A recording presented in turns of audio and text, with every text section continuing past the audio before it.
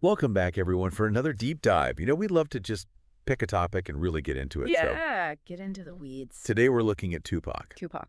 specifically his death. There's this book, Oh, yeah. The FBI War on Tupac Shakur. That's a heck of a title. It is. It's by John Potash. Wow. And he spent 12 years on this. 12 years. Over 100 interviews. Even got into some FBI, CIA documents. Potash basically says that Tupac wasn't just killed randomly, but he was targeted by the government as part of this big conspiracy against black activists and musicians. Wow. And it goes way back. Really? Like decades. That's his main argument. So not just a rapper who got caught up in some beef. Nope. Potash says no way. So what's the theory here? Well, Potash says the FBI targeted Tupac. Okay.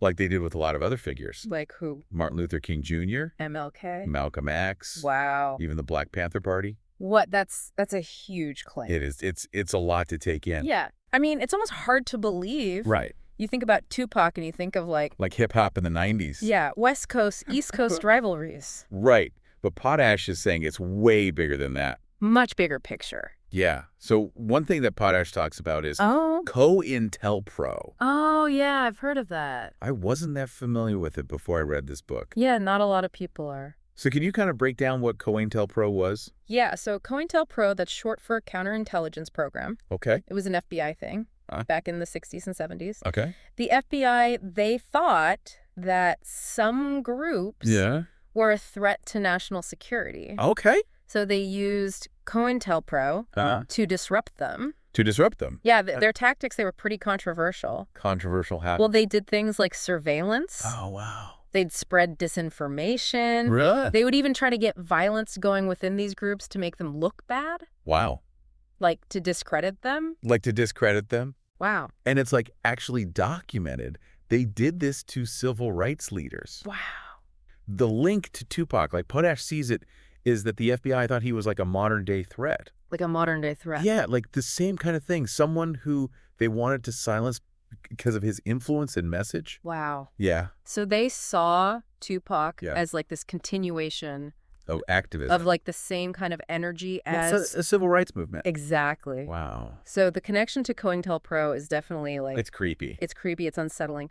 But what really got me were some of the like specific pieces of evidence that Potash brings up. What do you mean? Like he mentions this one time when Tupac got this letter. A letter? Yeah, and it was really similar to a letter that Martin Luther King Jr. got No way. before he was assassinated.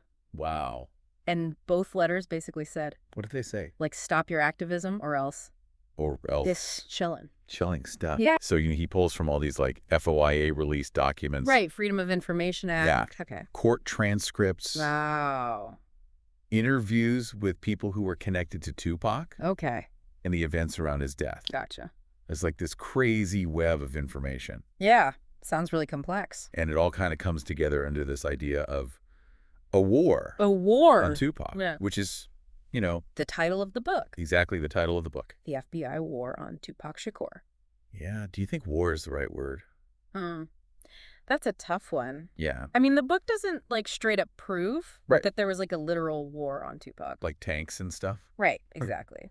But it definitely raises some questions about the FBI's role in his life and death. Yeah. Like the way Potash writes about it, yeah. It really feels like they were trying to discredit him and silence him. Yeah. So whether you call that a war or not, I think it's up to you. But it's definitely iffy, Iffy. Yeah. Sus.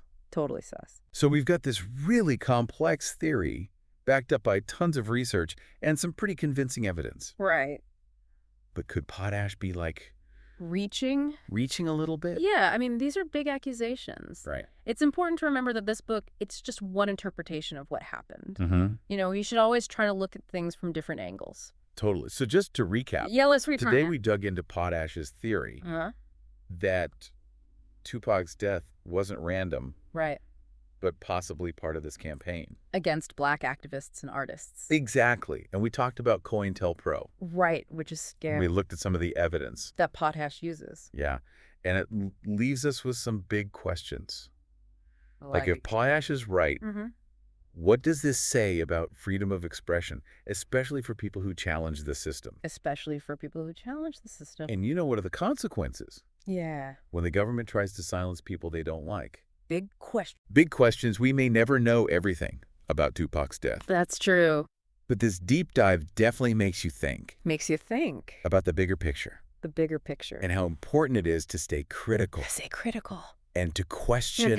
Everything. Everything. Yeah. Thanks for joining us for another deep dive. Yeah, thanks for listening, everybody. We'll see you next time. Later. Bye.